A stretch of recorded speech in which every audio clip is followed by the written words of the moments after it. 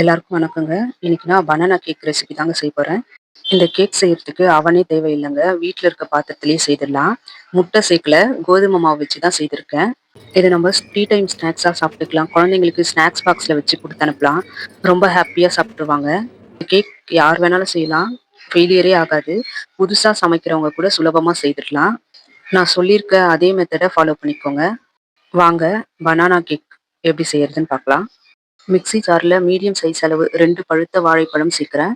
வாழைப்பழம் உங்க சாய்ஸ் தான். எந்த பழமா வேணாலும் இருக்கலாம். செவ்வாழை, நேந்திரம் வாழை, ரஸ்தாளி எது வேணாலும் சேர்த்துக்கலாம். இந்த மாரி சின்ன சின்னதா கட் பண்ணி மிக்ஸி ஜார்ல சேர்த்துடலாம். 1/2 கப் அளவு ஃப்ளேவர்லெஸ் ஆயில் சேர்க்கணும். எண்ணெயில எந்த ஒரு ஃப்ளேவரும் வாசனையும் இல்லாம இருக்கணும். கடல் எண்ணெய், நல்லெண்ணெய், தேங்காய் எண்ணெய் இதெல்லாம் தவிர்த்துக்கலாம். இதுலயே 2 டேபிள் ஸ்பூன் அளவு வெண்ணெய் சேர்த்துக்கலாம். 3/4 கப்ல இருந்து 1 கப் அளவு கூட சர்க்கரை சேர்த்துக்கலாம். 1/4 டீஸ்பூன் அளவு வெண்ணிலா எசன்ஸ் சேர்க்கிறேன். இத நல்லா ஃபைன் பேஸ்ட்டா அரைச்சு எடுத்துக்கலாம்.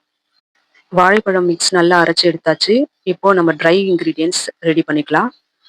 மிக்ஸிங் பவுல்ல இந்த மாதிரி ஒரு ஃபில்டர் வச்சுட்டு, இதுல 1 1/2 கப் அளவு கோதுமை மாவு, 1 teaspoon baking powder, 1/2 teaspoon baking soda சேர்த்துட்டு நல்லா சலிச்சு எடுத்துக்கலாம். இது கூடவே உங்ககிட்ட சாக்லேட் பவுடர் இருந்துச்சுன்னா, அதையுமே நீங்க ஒரு 20 கிராம் அளவு சேர்த்துக்கலாம். சேர்த்து சலிச்சுக்கலாம். நல்லா இருக்கும். அது சேர்த்தா ஃப்ளேவர். இப்ப நான் சாக்லேட் பவுடர் சேர்க்கல. பிளெயினா தான் செய்றேன். சலிச்சு வச்சிருக்க கோதுமை மாவுல அரைச்ச வாழைப்பழம் மிக்ஸ சேர்த்துடலாம். சேர்த்துட்டு மெதுவா கலந்து விடணும்.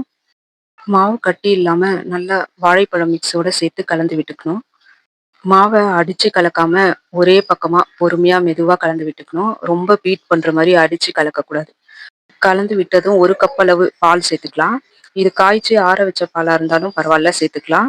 காய்ச்சாத பாலா இருந்தாலும் சேர்த்துக்கலாம். ஆனா பால் வந்து ரூம் டெம்பரேச்சர்ல இருக்கணும். சில்லுனோ சூடாவோ இருக்கக்கூடாது. பாலையுமே நல்லா கலந்து விட்டுக்கலாம். பால் சேர்த்ததும் இந்த மாதிரி வரணும். இப்படி எடுத்து ஊத்தும்போது கீழே பாருங்க. இப்படி மடிப்பு மடிப்பா வருதா? ரொம்ப தண்ணியாவும் இல்லாம இந்த அளவுக்கு திக்கா வரணும். உங்களுக்கு பேட்டர் திக்கா இருந்ததுன்னா இந்த மாதிரி வரலன்னா இன்னும் கொஞ்சம் கூட பால் சேர்த்துக்கலாம். சேர்த்து கலந்து இந்த மாதிரி பதத்துக்கு பேட்டரை ரெடி பண்ணிக்கோங்க. இந்த மாதிரி கேக் ட்ரே எடுத்து வச்சிருக்கேன். அடியில பட்டர் ஷீட் கட் பண்ணி போட்டுட்டு கொஞ்சம் பட்டர் மேல தடவி விட்டுடலாம். கேக் ட்ரேக்கு பதில் நம்ம கிட்ட டிஃபன் பாக்ஸ் இருந்தா அதை கூட யூஸ் பண்ணிக்கலாம். பட்டர் ஷீட்டுக்கு பதில் அடியில எண்ணெயோ இல்ல வெண்ணெயோ தடவி விட்டுட்டு கோதுமை மாவை மேல அப்படியே தெளிச்ச மாதிரி ஸ்ப்ரெட் பண்ணி விட்டுக்கலாம். ரெடி பண்ணி வச்சிருக்க பேட்டரை ட்ரேல ஊத்திக்கலாம். பேட்டர் ட்ரேல ஊத்துனதும் இந்த மாதிரி 2, 3 தடவை டேப் பண்ணிக்கலாம். இப்படி 2 பக்கம் பிடிச்சி கீழே தட்டிக்கலாம். இந்த மாதிரி 2, 3 தடவை தட்டி சமப்படுத்தி விட்டுட்டு அடுப்புல பாத்திரம் வச்சு உள்ள ஸ்டாண்டு வச்சுட்டு தட்டு போட்டு மூடி 10 நிமிஷம் ப்ரீஹீட் பண்ணி வச்சிருக்கேன். ட்ரே எடுத்து இப்போ அது உள்ள வச்சிடலாம். நான் எப்பயுமே கேக் செய்யறதுக்காக குக்கர் தான் யூஸ் பண்ணுவேன். மேல மூடி கேஸ்கட்டும் விசிலும் போடாம அப்படியே மூடி வச்சிருவேன். இந்த நீட்டு ட்ரே எனக்கு குக்கர்ல பத்தல. அதனால நம்ம பிரியாணி செய்வோம்ல அந்த பாத்திரம் தான் நான் யூஸ் பண்றேன்.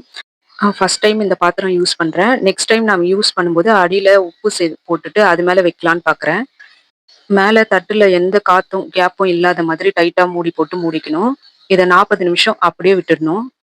40 நிமிஷத்துக்கு அப்புறம் ஒரு குச்சியோ இல்ல இந்த மாதிரி ஒரு கம்பியோ வச்சு உள்ள குத்தி பார்க்கணும் வெந்துருச்சான்னு சொல்லிட்டு.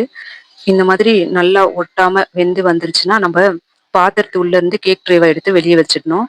பாத்திரத்து உள்ளேயே இருக்கக்கூடாது கேக் ட்ரே. நான் ஃபர்ஸ்ட் 40 நிமிஷத்துல ஒரு தடவை செக் பண்ணேன். எனக்கு அப்ப கொஞ்சம் ஒட்டுச்சு. இப்ப நான் செக் பண்ணி உங்களுக்கு காட்டுறது 55 நிமிஷம் ஆயிடுச்சு. 45 நிமிஷத்துல இருந்து 55 நிமிஷம் வரைக்கும் நம்மளுக்கு கேக் ரெடி ஆகுறதுக்கு ஆகும். கேக் ட்ரே எடுத்து வெளியே வச்சதும் நல்லா ஆறணும். கேக் நல்லா ஆறுனதும் ட்ரேல இருந்து வெளியே எடுத்து கட் பண்ணுங்க. சூடோட எடுக்க வேண்டாம். கேக் உதிரி உதிரியா ஆயிடும், உடைஞ்சிரும். உங்களுக்கு கேக் பார்க்கும்போது தெரியுதுன்னு நினைக்கிறேன். எவ்வளவு சரியான பக்குவத்துக்கு வந்திருக்கு. நம்ம கடையில வாங்கும்போது எப்படி இருக்குமோ அதே மாதிரி பார்க்கவும் சாப்பிடவும் அவ்வளவு டேஸ்டா இருந்ததுங்க. கண்டிப்பா வீட்ல ஒரு தடவை இந்த கேக் செய்து பாருங்க. வீட்ல எல்லாருமே விரும்பி சாப்பிடுவாங்க. இந்த ரெசிபி உங்களுக்கு பிடிச்சிருந்தா நம்ம சேனலை சப்ஸ்கிரைப் பண்ணுங்க, சப்போர்ட் பண்ணுங்க. நன்றிங்க. அடுத்த ஒரு நல்ல ரெசிபியோட நான் உங்க எல்லாரையும் சந்திக்கிறேங்க.